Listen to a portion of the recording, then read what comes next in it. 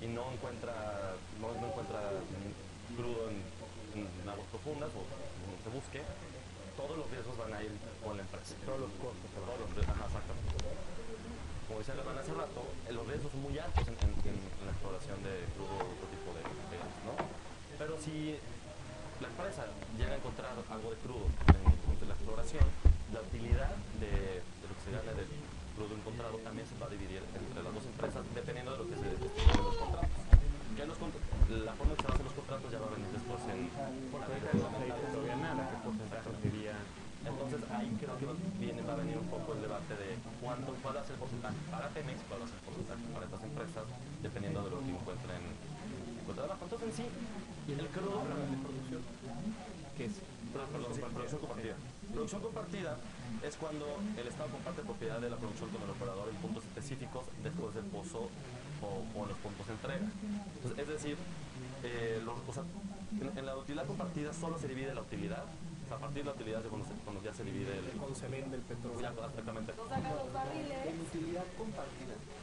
La gran diferencia entre un esquema de utilidad compartida y producción compartida es la propiedad de los barriles del petróleo. Ajá, por eso, porque Y en ese sentido, la venta, como bien decía Marco, la venta del barril es propiedad de la nación y propiedad de los mexicanos. Pemex como empresa de los mexicanos, seguirá teniendo todo el derecho sobre la venta del barril.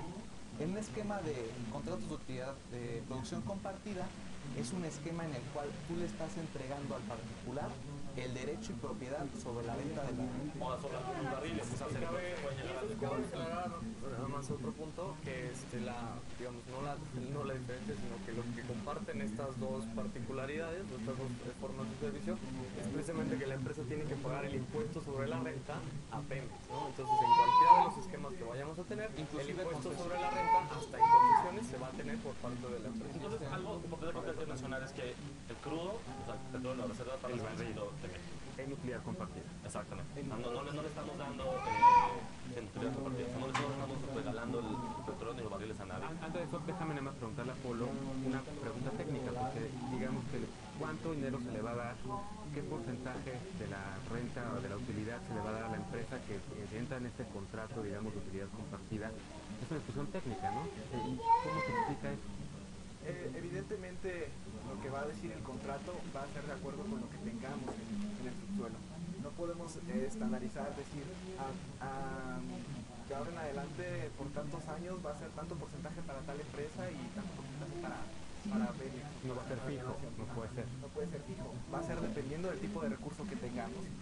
Va a depender del volumen que tenemos y de la velocidad de monetización que queremos tener. Y aparte, una pregunta, la exploración, o sea, cambia el riesgo, ¿no? Dependiendo de la zona, o dependiendo de la forma, cambia qué tan riesgoso puede ser ese contrato. Evidentemente.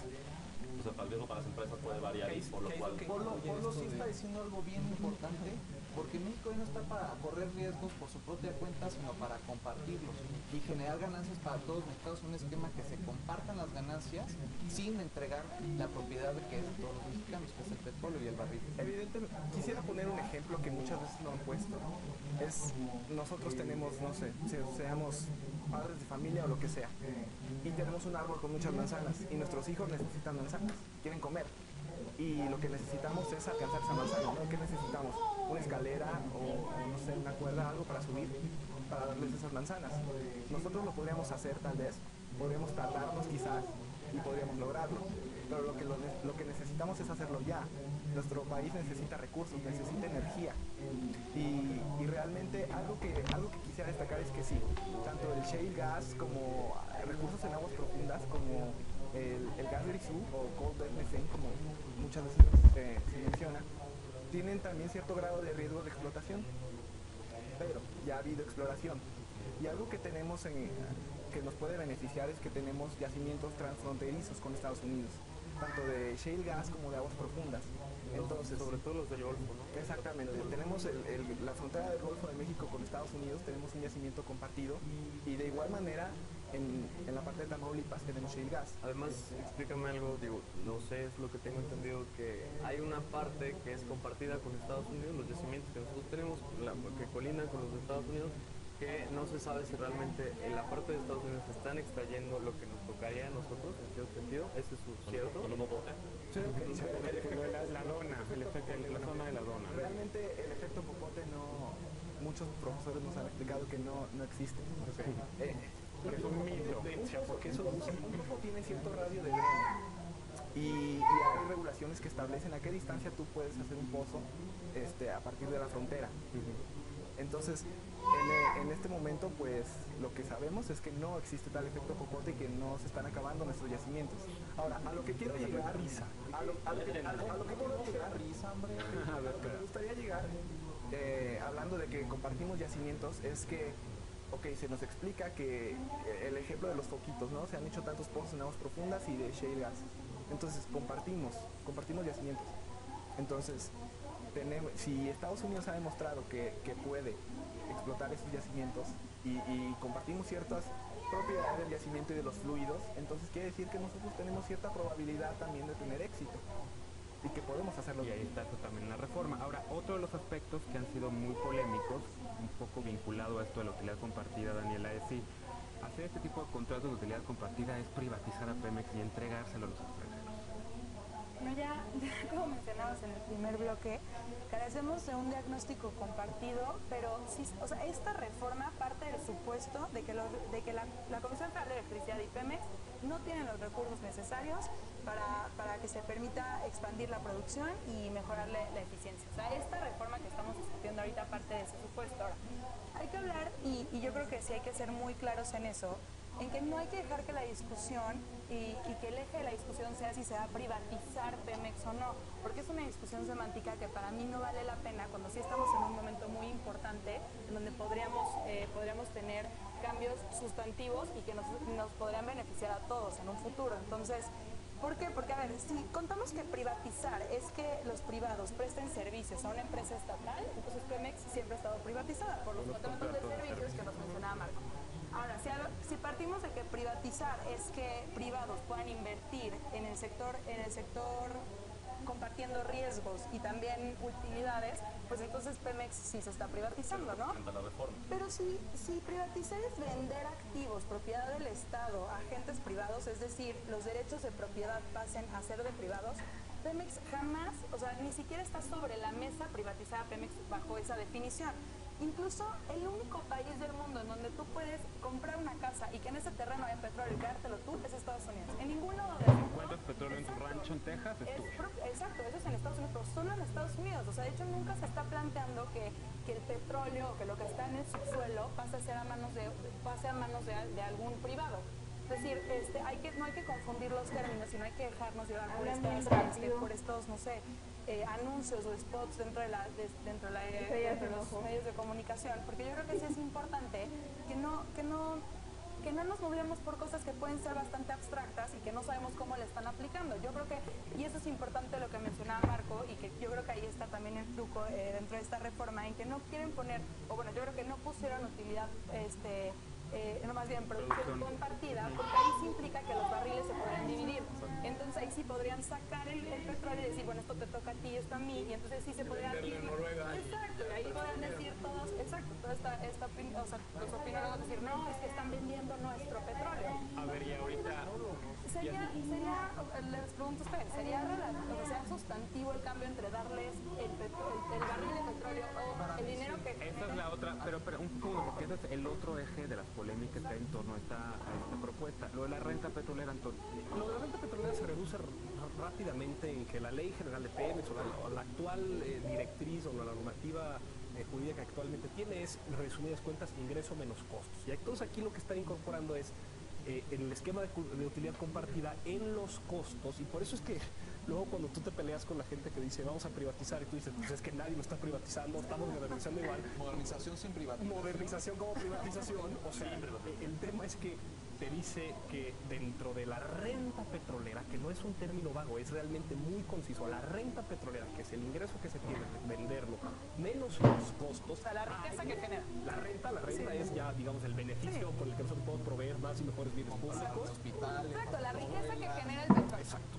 Los costos dicen, no, pues es que los costos pueden ser los tubos y la transportación y demás, pero también incorpora el pago de inversión, las royalties o las demás situaciones. Lo que también se incorpora ahí es que no nada más se le da una utilidad compartida, es decir, saco el petróleo, el barril, lo vendo y a partir del dinero que yo vendí te pago un cierto porcentaje. No nada más te voy a pagar un cierto porcentaje, voy a cobrarte impuestos además de lo que tú estás vendiendo para recuperar costos en términos de lo que fue la exploración, explotación. Y además, lo que yo ya me estoy quedando se va a estar modificando en algún régimen fiscal, que es justo la gran discusión en términos de quién lo ve factible, quién no lo ve, y ahí se abre. Utilidad compartida, tal cual, no privatiza. Sí, yo tengo una pregunta para Galván, muy importante. Cuando hablan de, es que uno de los puntos que menciona la propuesta es el nuevo régimen fiscal para Pemex, ¿no? El hecho de que le vamos a quitar, bueno, le vamos a dejar que tenga capacidad de invertir y de quitarle este peso que le da, todo este dinero que le da al Estado, ¿no? Mexicano. Sí. ¿Qué va a pasar? Porque yo escuché el otro día en una hora de opinar al subsecretario de Hidrocarburos de la Secretaría de Energía decir que, decir que eso podría llegar a hacer que nos suban o la tasa impositiva o nuevos impuestos, porque ese dinero de dónde lo van a sacar. Entonces, sí tenemos que estar los mexicanos muy conscientes de que esta reforma energética lleva a que nos van a subir un impuesto o nos van a crear unos impuestos. Está vinculada con la reforma fiscal. A mí lo que sí me gustaría apuntar en este sentido es que una discusión de reforma energética no necesariamente implica una reforma hacendaria. En términos de que no vamos a hacer un hoyo para luego tapar. Así de sencillo. Aquí no está haciendo un boquete de la industria energética nacional, sino que muy por el contrario, tenemos que entrar a un esquema progresivo en los próximos 4, 5, 10 años, en los cuales Pemex no vea mermado sus ingresos por una reforma energética que pretende modernizarla sin privatizarla. Es decir, nosotros no vamos a abrir un hoyo fiscal en Pemex para taparlo con nuevos impuestos. Quizás nuevos impuestos, quizás algún otro esquema de recaudación fiscal, pero sí vamos a hacer, quitar subsidios, por ejemplo los de la gasolina, que son regresivos. Nosotros no vamos a hacer un hoyo para tapar otro. La discusión de la reforma energética es una y la discusión de la reforma fiscal es otra. Pero está vinculado. Como todo en este país está vinculado. Así está abierto. Está la puerta abierta. Hay un tema que creo que no hemos discutido y que sí es importante. Yo coincidiría tanto en el hecho de que Pemex es un lastre para México. La caja grande para mí. Sí, por un lado está esta parte de las royalties, ¿no? Que la estatal tiene que pagar, pero por otro lado están los pasivos laborales que se tienen dentro de Pemex, ¿no? Entonces es una cosa muy importante y muy relevante que no se toca dentro de esta reforma energética. Claro, por situaciones mismas de las condiciones en las que se da el trabajo del Sindicato Único de Trabajadores del Petróleo, es precisamente no se tocan las condiciones laborales que hay dentro del mismo sindicato, ¿no? Entonces esto representa un riesgo importantísimo porque a la hora de que vengan empresas extranjeras, ya sea de Noruega, de España, de todos lados, a plantear las condiciones de yo voy a explorar, yo voy a explotar bajo estas condiciones. Bajo nuestras condiciones. Bajo nuestras condiciones. ¿Qué va a pasar a la hora de que se exijan ciertas modificaciones precisamente para ahorrar costos con las condiciones laborales y las prestaciones que se tiene el Sindicato Único de Trabajadores del Petróleo? Pero ahora, ahí esta reforma debería estar adentro de la energética o dentro de la laboral. Es que tiene que, o sea, tendría que venir sí especificado cuáles son las, digo, se verá seguramente las leyes reglamentarias que se expidan, pero sí tiene que haber una modificación en las condiciones laborales del sindicato, porque no solamente, o sea, el problema del sindicato de petróleos es mucho más grave que el sindicato de los maestros, ¿no? Las temas de productividad.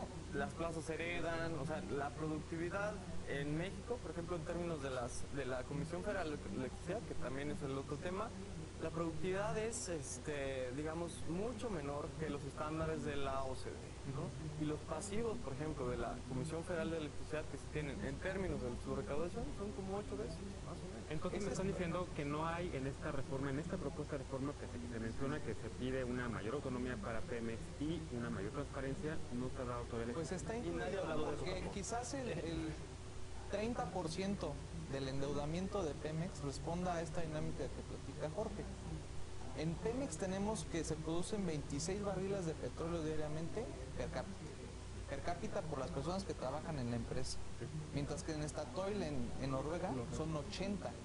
Entonces ahí tenemos un déficit de productividad directo que quizás venga asociado a una falta de productividad por ineficiencias de temas laborales. Sin embargo, Pemex sigue estando entre los primeros lugares de barriles producidos por empleado. Entonces, me parece que en el lugar quinto, Statoil ocupa el número 1, eso sí lo recuerdo. Pero aún así, aún con todo lo que ustedes mencionan, Pemex sigue demostrando que es una empresa rentable y que es una empresa que aporta más dinero al país. Incluso muchas empresas juntas, como no sé, Coca-Cola, Bimbo, etcétera, juntas hacen lo que produce Pemex. Tenemos que ir a un corte, perdón, porque se va, el tiempo es un tirano. Vamos hacia el final de la discusión, retomamos estos puntos, Jorge, y vemos hacia qué es lo que deja fuera esta reforma del presidente Peña Nieto. No se vayan, seguimos en la discusión aquí en Sin Filtro.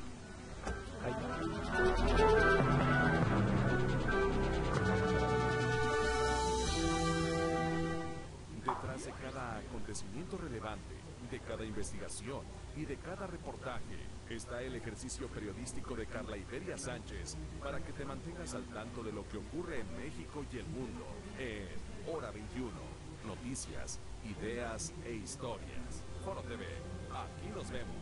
El noticiero que te muestra los acontecimientos más relevantes en el país. Hacienda decidió mantener en 3.1% su pronóstico de crecimiento económico para el país en este 2013. Y te brinda siempre la información oportuna. Te espera a las 3 con Paola Rojas. Foro TV, aquí nos vemos. Hola, soy Eduardo Ruiz Gile. Me pidieron que hiciera una investigación sobre el medicamento que alivia la calvicie. Sistema GB, esta es la escala Northwood-Hamilton. Con ella se mide el nivel de calvicie que sufre un paciente. De 7 niveles, Sistema GB tiene resultados muy positivos en 6 de ellos. En el nivel 7 ya no hay nada que hacer. Sistema GB es eficaz tanto en hombres como en mujeres. Engrosa el cabello, regenera entradas y coronilla y recupera el cabello hasta su línea original. Ándale, para que no te aburras. Vas. Salud. ¿Lo ves o no lo quieres ver? No, espérate, mejor no. Mejor vamos a bailar con las primas, ¿va? Prevenir conductas de riesgo en nuestra familia los aleja de las adicciones. En familia se previenen las adicciones. Fundación Televisa.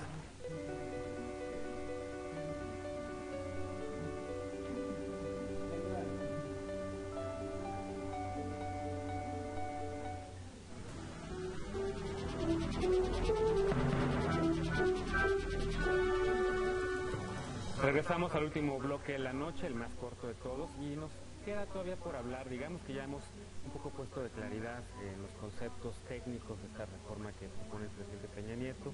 Hemos dicho ya también un poco de lo que falta, se adelantó Jorge al mencionar lo de los sindicatos, que va a dar entrada justamente a este bloque, que es qué es lo que le falta a esta reforma, ¿no? ¿Qué es lo que le falta, Daniel?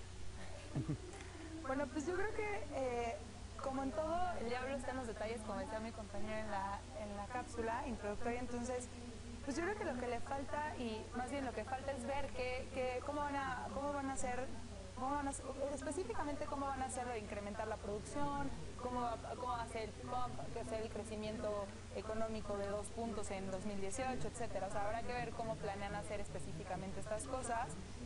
A mí sí me hubiera gustado verlo de los contratos de producción compartida. ¿Por qué? Porque yo creo que el discurso está siendo como si le doy barriles, le estoy dando parte de la soberanía nacional, pero si no, no.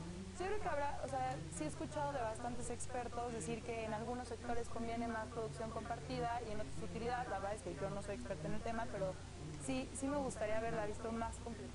Porque en efecto eso de utilidad y producción compartida en México, con este diagrama que está en la página de la presidencia, que viene un cuadrito, ¿no? Utilidad compartida, producción, y casi todos los países tienen producción y solamente en México trabaja por primera utilidad, ¿no? Y dependiendo de cada sector, entonces... Sí. Pues ¿Qué más estaría fuera de lo que ya mencionabas tú, el sindicato, ¿no? Sí. El sindicato no es tocado por esta reforma. Totalmente sí, o sea, como inversionista, o sea, si yo fuera inversionista privado y quisiera invertir en los procesos que tiene Pemex, definitivamente exigiría una condición, una modificación en las condiciones laborales que tiene el sindicato, ¿no? No creo que sea tan fácil realmente que vengan a invertir, y hay que ver si sí vienen a invertir, pues qué calidad nos vamos a tener de inversionistas, ¿no? ¿Cuáles son los estándares que nos van a estar exigiendo? Por otra parte, y esto es un poco lo que trata el SIDAC en su diagnóstico que hace muy puntual, muy bueno sobre el sector energético en este país, ¿no? Nos enfrentamos a una grave crisis energética, nos enfrentamos a una alza en el consumo que no podemos cubrir, y no solamente es por el hecho del abastecimiento, sino también por la parte de transporte de gas natural, ¿no? Entonces es importantísimo ver que sí, aunque tengamos muchas reservas de gas natural, aunque podamos extraer las reservas de gas natural, no tenemos cómo llevarlas de un lado. No hay duda. Exacto. Entonces es una parte, ¿no? La parte de transmisión de electricidad, que aquí hay un desperdicio enorme de la parte de electricidad, es como los 20%, y se tiene que llegar, y robo de energía también, se tiene que llegar al 8% más o menos para ser una empresa realmente competitiva. Y la última parte, precisamente, es la creación de un mercado de mayoreo. Es decir, que yo como privado pueda tener un generador que le pueda vender a quien yo quiera, al mayoreo, y luego pensar en un futuro el mercado al menudeo, tanto para la parte de generación eléctrica como en la parte de gasolina. Esa es la parte que no se está viendo, porque sí, por un lado vamos a tener inversión privada dentro de los procesos de producción, pero ¿qué hay de la parte del consumidor, ¿no? ¿Cómo me van a poder asegurar a mí que la gasolina que están realmente obteniendo es a precios competitivos? Porque sí, nos van a quitar subsidios a la gasolina, vamos a tener carbon tax importantes, pero a precios de monopolio. Bueno, Entonces, pero eso todavía no lo han dicho. ¿Nos van a quitar subsidios a la gasolina? Lo están haciendo porque el impuesto a servicios que se tiene sobre la gasolina ahorita es un impuesto negativo, es decir, es un subsidio, y lo que han ido haciendo con los gasolinazos precisamente es ir reduciendo el valor de ese subsidio. El subsidio regresivo. A la hora de que tengas una menor, digamos, percepción por parte de las finanzas públicas de lo que viene siendo las utilidades de Pemex, lo que vas a empezar a tener es carbon tax, precisamente. Es a donde a donde vamos a ir, pero ahí yo exigiría puntualmente una competencia en términos de la venta de gasolinas para que no nos afecte precio de mercado. Precio de mercado, pero no solamente que haya gasolineras de Pemex, sino que haya gasolineras Shell, que haya gasolineras que se permita, digamos, la diversidad. Eso no va a pasar con la reforma. Eso no lo plantea. Marco Vinicio. O sea, algo relacionado que me gustaría ver con esto es preocupante, bueno, a mi parecer, que hoy en día Georgina Kessel y Eduardo Coppel están trabajando en... La exsecretaria de Energía y el exdirector general de Pemex, en los últimos de Calderón, están trabajando hoy en empresas relacionadas a energía.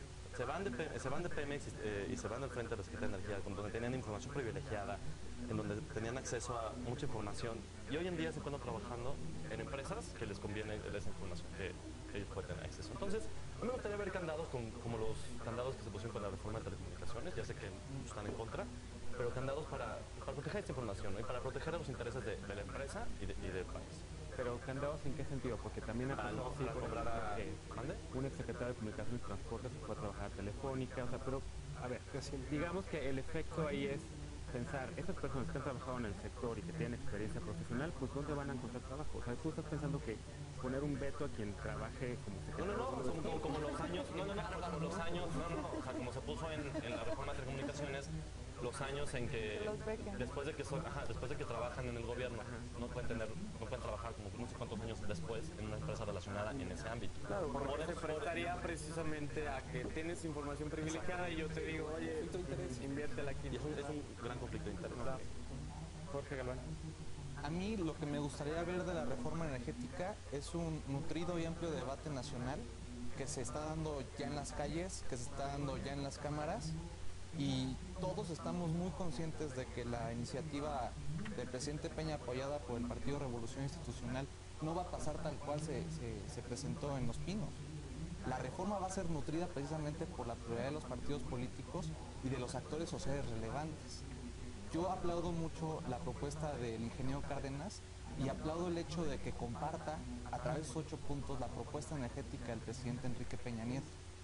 Yo aplaudo la postura de Gustavo Madero y del PAN, porque ellos posicionando una agenda distinta a la del presidente Peña y muy distinta a la de el ingeniero Cuauhtémoc Cárdenas, está en un ámbito, está en un tenor para abrir la discusión y contribuir a la discusión de la reforma energética. Pero déjame interrumpirte, porque esa es la discusión política que vamos a ver después. Pero vamos a hacer un programa sobre para la ti, ¿qué te política. falta en esta reforma? Para mí lo que hace falta en la reforma energética presentada por el presidente Peña Nieto es una explicación más robusta, más profunda de cómo se va a traducir el incremento de la producción petrolera, como lo hicimos el día de hoy en la mesa, en beneficios para los mexicanos.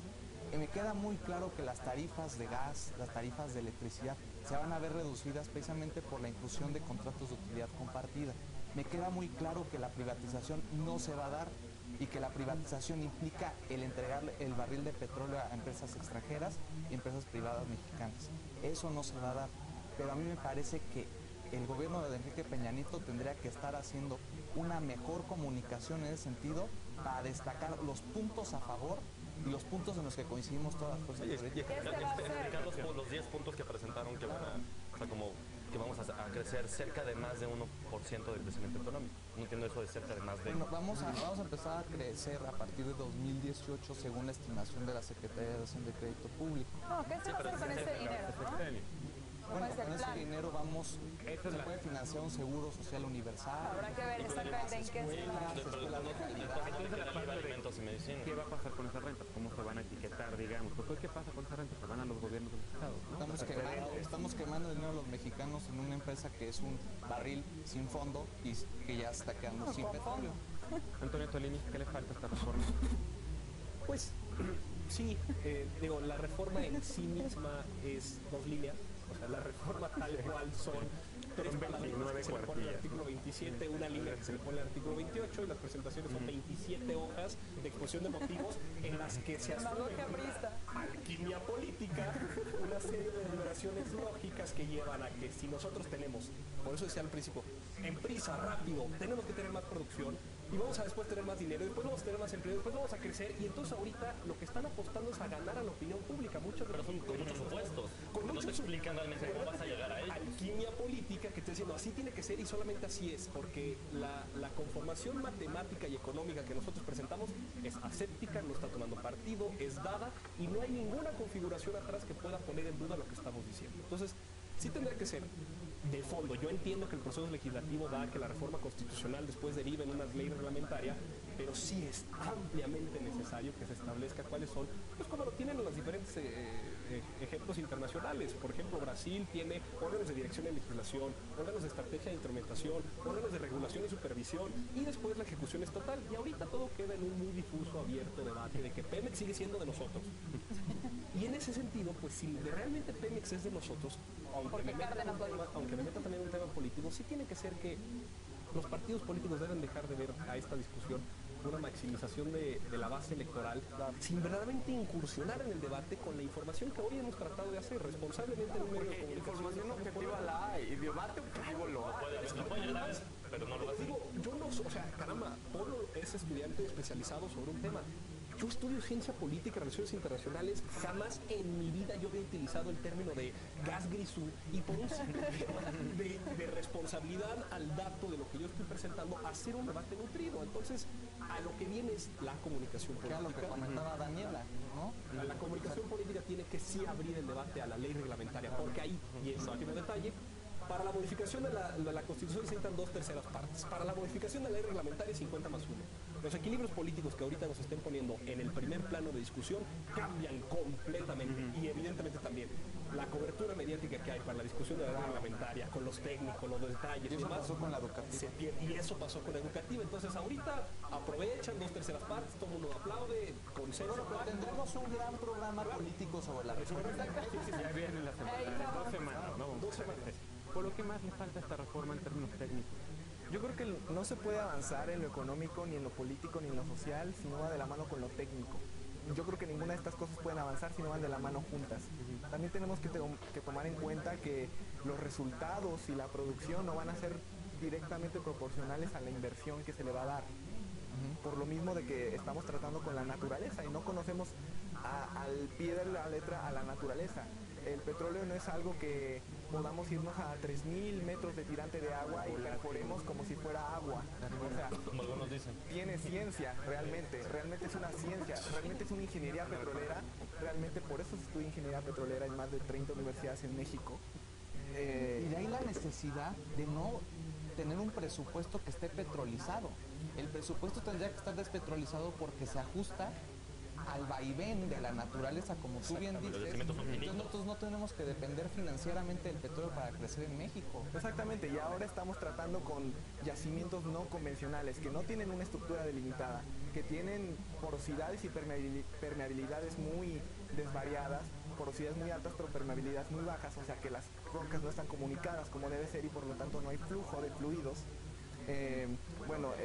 Los yacimientos tienen una energía escasa, tienen un plan de desarrollo se puede adaptar, puede ser el que se planeaba, después ya no. Entonces estamos tratando con cosas muy delicadas. Desde hace años tenemos recursos no convencionales, tenemos la cuenca de Burgos en el norte, tenemos Chicontepec, que es un caso único de yacimiento en el mundo y que debemos saber tratar con él. Somos expertos en operaciones en aguas someras y en yacimientos naturalmente fracturados.